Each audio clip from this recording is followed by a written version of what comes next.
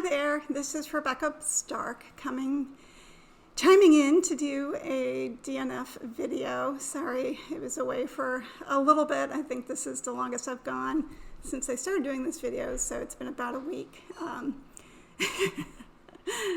my name is Rebecca, and it's been a week since my last video. Some of you may understand that reference, and if you don't, it's okay. So hi. Happy Friday. So what do we want to talk about today? So the fear popped up a couple of times in my day today.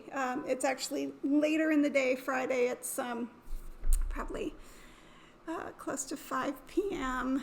And I just got home from some time at the office. And it's been a little bit since I actually read my Bible verses this morning, but we're still going to dive in. We're going to talk. I wanted to make sure I got a video done before I moved on with the rest of my day. So let's just go with the very first verse that I reviewed today, and that is Proverbs 27, verse 1. And that verse says, "Don't brag about tomorrow, since you don't know what the day will bring." So is this do not fear? Well, we don't know what the day is going to bring.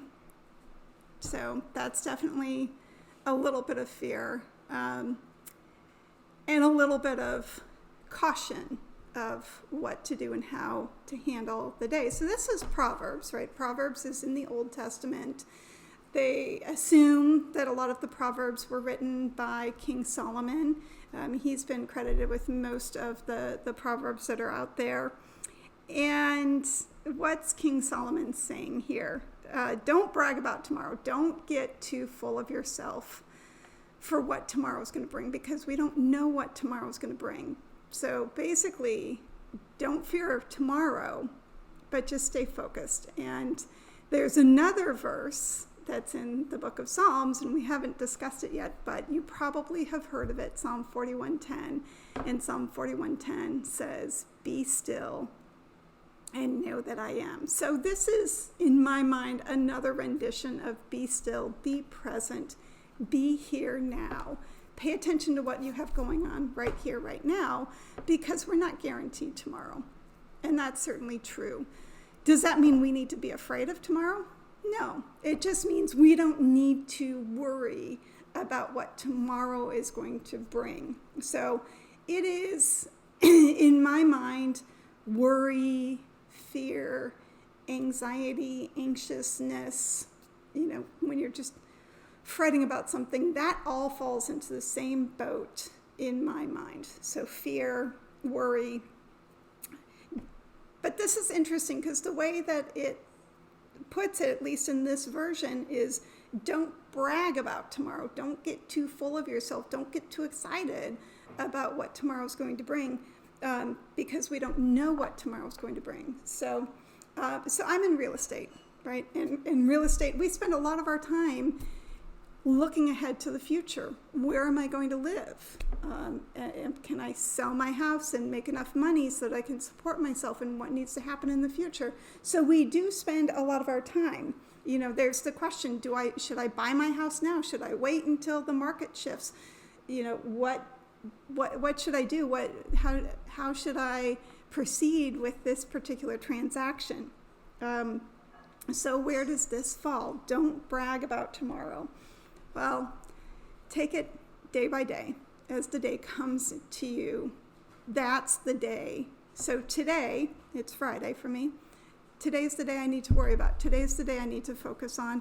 And I don't need to be bragging about what is going to happen tomorrow. So in the world of real estate, obviously people are pretty excited when they have multiple transactions going on. And like, I've got this transaction, I've got this transaction. Well, okay. But focus on what you need to do now and keep doing one foot in front of the other right now, because if we don't finish today, we're not going to get to tomorrow. Pretty simple. So don't brag about tomorrow, since you don't know what the day will bring. So can you brag about today? It's fun to play around with these verses and the wording and what's it saying and what what exactly is being implied here? You can feel good about what you've done today. If you've had a great accomplishment today, enjoy the accomplishment, enjoy where you are. The book of Proverbs, if you spend a lot of time reading the Bible, and even if you don't, the book of Proverbs is all about wisdom and the pearls of wisdom that King Solomon collects over the course of his reign as the king of the Israelites. So if you don't know, or maybe you do, but just a little reminder of one of the famous stories of King Solomon. So this actually comes before Proverbs, and I believe we find it in, was it 1 Samuel, 2 Samuel, 1 Kings? It's probably in 1 Kings is when we see the transition from King David to King Solomon.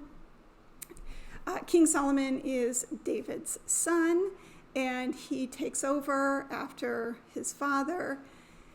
And at the very beginning of his reign, King Solomon is praying to God.